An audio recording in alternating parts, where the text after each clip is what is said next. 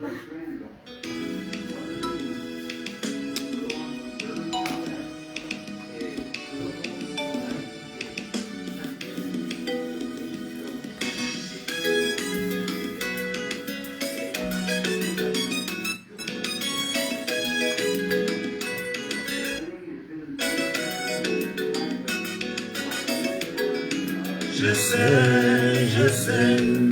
sais qu'il est vivant. Je sais que mon Rédempteur est vivant. Et que le Saint-Esprit, c'est le sceau de la promesse. Oh, oh.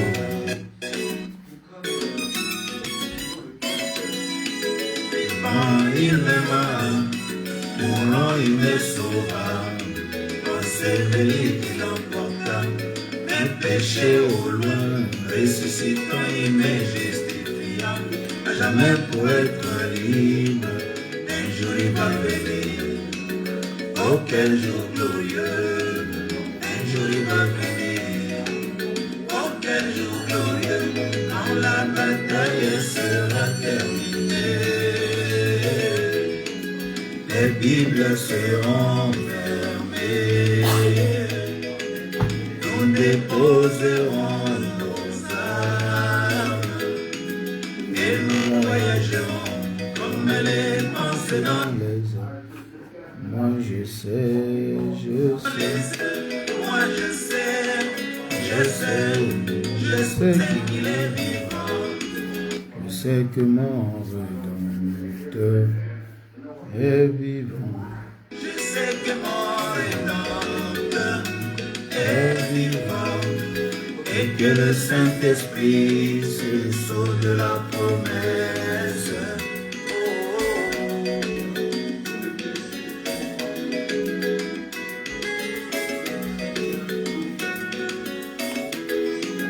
La nouvelle naissance est une réalité, le baptême de l'Esprit est une réalité. La révélation du Fils de l'homme est une réalité. La révélation de cet homme est une réalité. Le septième sceau est une réalité. Le millénium est une réalité. La résurrection est une réalité. Une réalité, l'enlèvement est une réalité. Et moi je sais qu'il est vivant. Je sais que mon Rédempteur est vivant et que le Saint-Esprit, c'est le sceau de la promesse. Oh, oh.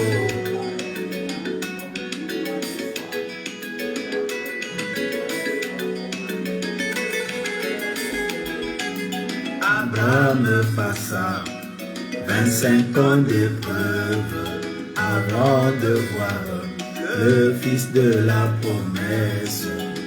Trois ébeux passaient dans la fournaise avant de voir le Fils de Dieu. Daniel passa dans la fosse aux lions avant de voir l'ange de l'Éternel. Moïse passa dans le désert avant de voir la colonne de feu. Job perdit tout ce qu'il avait avant de voir dans une vision la résurrection. Moi je sais qu'il est vivant. Je sais que mon Rédempteur est vivant et que le Saint-Esprit, c'est le sceau de la promesse. Oh, oh. Moi, je sais que le message est vivant. Le message est la réalité. Le message est vrai. Et dans peu de temps, nous allons partir. Il m'aima. Mourant, il me sauva. enseveli, il emporta mes péchés au loin, ressuscitant, il me justifia. À jamais pour être libre, un jour il va venir. Un jour Jésus viendra, ne perds pas courage, ne perds pas la foi, tiens bon, un jour tu vas témoigner. Oh quel jour glorieux, bientôt moi je serai chez moi. Oh quel jour glorieux, bientôt moi je serai enlevé. Oh quel jour glorieux, dans les firmaments. Nous serons enlevés dans les firmaments. Ce n'est pas une imagination, ce n'est pas de l'utopie. Oh Seigneur.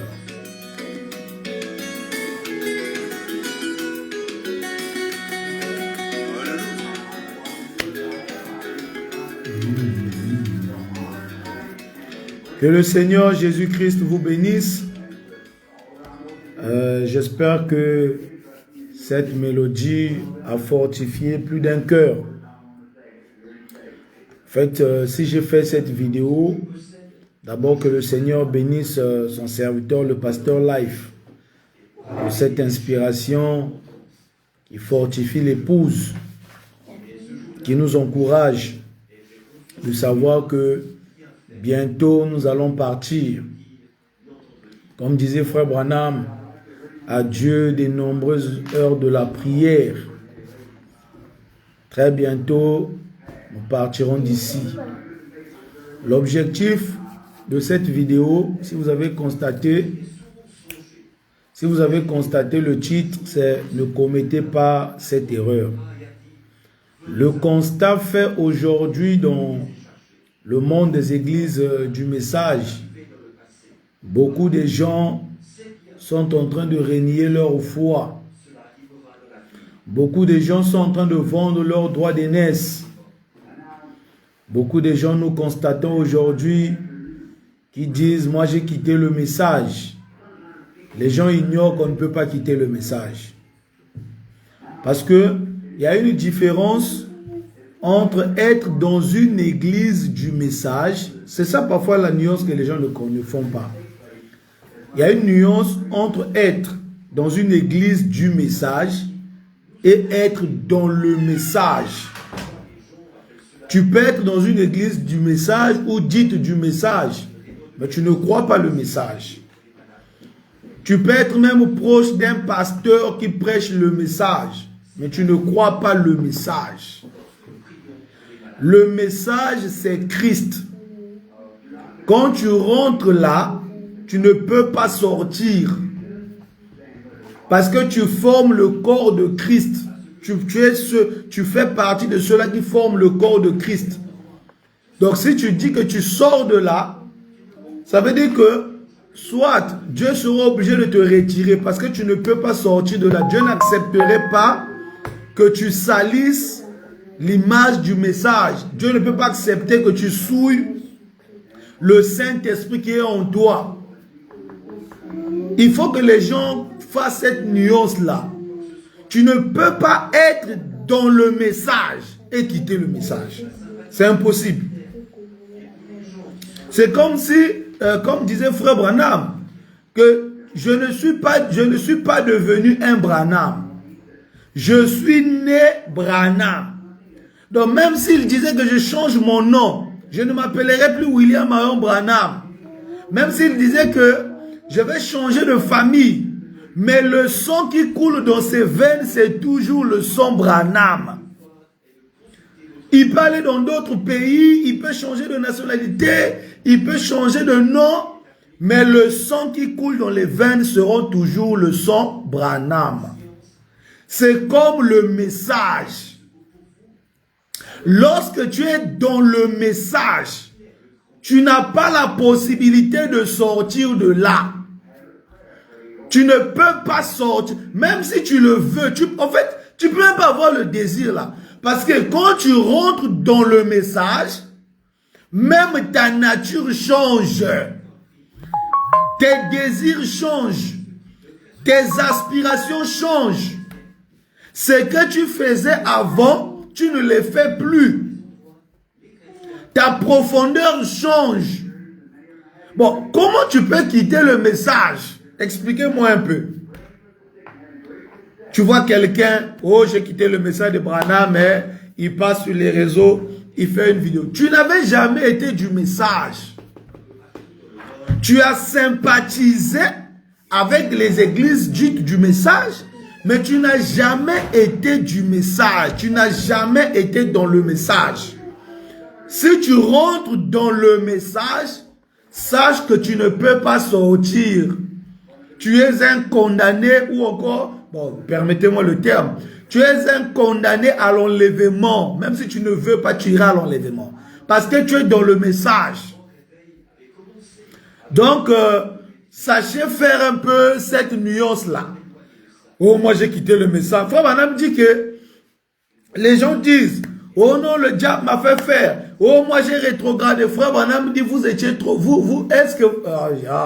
Beaucoup de gens laissent trop de choses en Égypte. Voilà pourquoi ils repartent là-bas.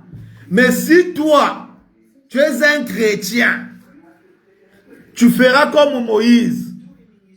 Nous ne laisserons même pas un ongle de nous ici en Égypte. Voilà les candidats à l'enlèvement ou à la terre promise. Mais quand tu dors, tu te réveilles, j'ai quitté le message. Tu dors, tu te réveilles. Mon frère, tu n'as jamais été du message. Sois sincère avec toi-même. Tu n'as jamais été du message. Si tu as été du message, tu ne peux pas quitter le message. Le message, on n'y adhère pas. On n'adhère pas au message. Ce n'est pas un parti, ce n'est pas une mutuelle, non.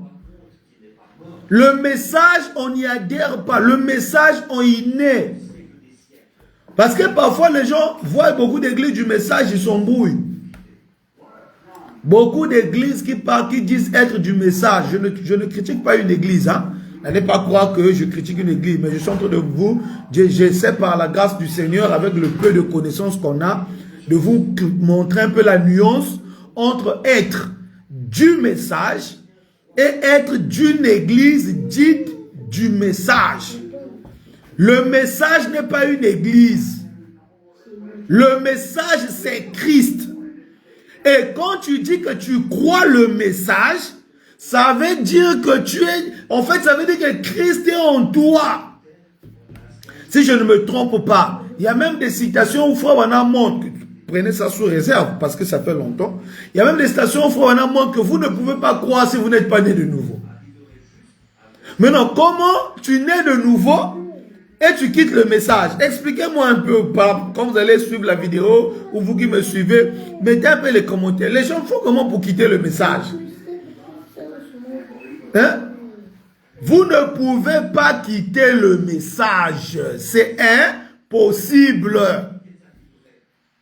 Si vous pensez que vous ne voulez pas du message, partez pour vous dans le silence. Pourquoi faire des tapes à l'œil, des bruits? Moi j'ai quitté le message, moi j'ai fait ceci. Hein? Quand vous étiez venu, vous étiez passé dans les médias pour dire que moi je suis dans le message. Mais vous étiez parti de manière, vous êtes venu de manière délibérée. Vous partez aussi de manière délibérée. Pourquoi faire le bruit? Et j'ai aussi constaté une chose. Le diable ayant compris qu'il n'a pas pu dissuader l'épouse de l'extérieur. Actuellement, le diable a changé de forme. Il a pris la veste d'un frère. Il a pris la veste d'une sœur. Il s'est infiltré dans les églises du message. Il a même fondé ses églises à lui. Il a mis les photos de Frère Branham. Mais le fond, ce n'est pas le message. On voit ça par rapport aux œuvres qu'ils produisent. Frère Branham disait que ce n'est pas l'oiseau qui picore la pomme qu'il faut redouter, mais c'est le ver qui ronge la pomme de l'intérieur. Gloire soit rendue à Dieu que le diable ne peut pas rentrer dans le message. Le diable peut fabriquer une église qu'il a mis tabernacle. Il a appelé l'église tabernacle, tabernacle ceci, tabernacle cela. Mais le diable ne peut pas rentrer dans le message. s'il réussit à rentrer dans le message, cela revient à dire que le diable est devenu notre frère. Oh, c'est tellement beau. Donc, mes bien-aimés, ne vous en faites pas. Ils sont partis parce qu'ils n'étaient pas des nôtres. C'est vrai, ça fait mal de voir nos frères ou encore ceux avec qui nous avons sympathisé dans les mêmes églises partir, raisonner le message, c'est vrai. Mais on ne pouvait pas empêcher à Judas d'accomplir sa mission. On ne pouvait pas empêcher à Corée et Dathan d'accomplir leur mission. On ne pouvait pas empêcher à Balaam d'accomplir sa mission. Tout comme on ne pouvait pas empêcher à Moïse d'accomplir sa mission. Caïn, Dieu est descendu, Dieu l'a parlé. Le péché se couche à ta porte. Si tu agis bien, certainement que tu relèveras ta tête. Mais comme la profondeur de Caïn était le mal, il ne pouvait pas lutter contre sa propre nature. C'est pourquoi, toi qui es encore dans une église dite du message, ne te limite pas que dans l'église. Rassure-toi que tu as de l'huile. Nous dormons, nous nous réveillons. Cela ne nous éloigne pas du départ. Au contraire, cela nous rapproche de plus en plus du départ. Toi qui n'as pas encore donné ta vie à Jésus, tu en as la possibilité. Excusez-moi, je vais brancher un peu ma machine là. Papa, moi, il ne faut pas parler trop fort, sinon on va encore tout dormir. Je le sens. Papa, Ouais. Israël me pose une question ici. On a dit ici qu'on aurait dû... Parce que beaucoup de gens, frère, tu es dans le message, tu vas quitter le message comment? Ah, Dieu de William Branham. Hein? Tu es dans le message, tu vas quitter le message comment? Comment tu vas faire pour quitter le message? Mais le message, c'est toi, frère Branham dit. L'épouse d'aujourd'hui ne peut pas être séduite parce qu'elle est elle-même la parole. L'épouse est la parole. Donc, comment l'épouse va lutter contre sa propre nature? Je vais lire une citation du frère Branham. Je vais lire une citation. Frère Branham parle de ça dans la brochure Le Signe. Il dit, c'est prêché le 8 mars 1964. Écoutons ce que notre prophète dit. Attends. Si Lee Oswald avait pu, pendant ces quelques jours, ce qu'il a dû ensuyer, sachant qu'il aurait à comparaître devant la Cour suprême, alors qu'il savait que d'avoir assassiné le président, il n'y aurait pas la moindre trace de pitié. Frère Branham parle d'un Américain, je ne sais pas si c'est Kennedy qu'il avait assassiné le président. Donc il avait tué le président américain. Écoutons. Ce que cet homme devait ressentir, ce devait être quelque chose de terrible. Il n'a jamais eu à comparaître parce que l'autre homme l'a abattu. Le prophète parle que le monsieur qui avait tué le président, il n'a pas pu comparaître devant le tribunal aux États-Unis parce qu'il a été abattu. On continue. Mais pensez-y de devoir être assis là, devant une cour suprême en colère, avec le sang de votre prochain sur vos mains, celui du président des États-Unis. C'est bien peu de choses à côté de ce qui vous arrivera à vous. Est-ce que vous saisissez un peu la pensée? Frère Branham est en train de faire comme une comparaison avec le monsieur qui avait tué le président des États-Unis. Et il faut vraiment montrer que, imaginez-vous lorsqu'il aura à comparaître devant les tribunaux, les fédéraux. Heureusement pour lui qu'il a été abattu. Et frère Branham dit que c'est peu de choses. C'est bien peu de choses à côté de ce qui vous arrivera à vous, qui ne tenez aucun compte du sang de Jésus-Christ. Le sang de Jésus, c'est le message. Quand vous ne tenez aucun compte du message, je vais lire, il continue. Quand vous aurez à comparaître devant les tribunaux de Dieu, mon frère, la gueule que nous faisons aujourd'hui là, c'est parce qu'on ne réalise pas que ce corps n'est que poussière, il retournera à la poussière. Un jour, ce corps va retourner à la poussière. Mais quand tu seras devant Dieu, cette sainteté qui ne connaît pas d'impureté, cette sainteté qui ne connaît pas c'est quoi le péché, cette sainteté qui ne connaît pas tout ce qui est sale, donc une sainteté pure. Daniel Curie, lorsqu'il s'est retrouvé dans... Il n'avait même pas vu Dieu. Il n'avait que la lumière qui couvrait Dieu. Mais Daniel Curie, ça l'a troublé. Mon frère, qu'en est-il de toi? Oh, je quitte le message de Branham, mais oh, ma copine là, je ne peux pas la laisser.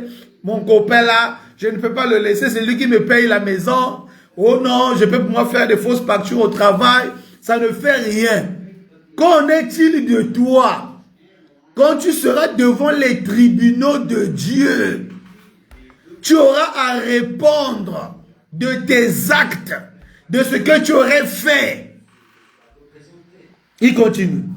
Quand vous aurez à comparaître devant les tribunaux de Dieu, vous suierez à grosses gouttes de savoir. Mon frère, Frère Branham dit, Oswald, tout ce qu'il risquait, c'est qu'on le retire de ce monde. Effectivement, tout ce que l'homme craint, même le Seigneur a dit, ne craignez pas ce qui tue que la chair, craignez ce qui peut tuer l'âme et le corps. Donc Oswald, ce qu'il risquait, c'était que ce corps seulement décède. Mais Dieu vous retire sa présence éternellement. Mon frère, pendant que tu raisonnes la parole, pendant que tu critiques le message, pendant que tu dénigres le message, qu'en sera-t-il de toi ce jour-là, lorsque tu auras à comparaître devant l'Éternel des armées, le roi des rois, le Seigneur des seigneurs? Prenez conscience, très bientôt Jésus vient. Tous les signaux sont là. Frère Branham a dit, la dernière chose que l'épouse devait voir, c'était Elohim dans la chair humaine discernant les pensées de Sarah. Où passeras-tu ton éternité? Pense-y, prends conscience. La copine que tu suis là ne sera pas là ce jour-là. Papa et maman qui t'empêchent de prier là ne seront pas là ce jour-là. Tu auras à en comparaître seul devant ton Créateur. Frère Madame continue. Ce sera quelque chose de terrible. Remarquez. Il dit, si vous avez à vous présenter devant les tribunaux et que vous soyez coupable, vous essayerez de trouver le meilleur avocat possible. N'importe qui le ferait. Ah, mon bien-aimé. Très bientôt, Jésus viendra. Prends conscience.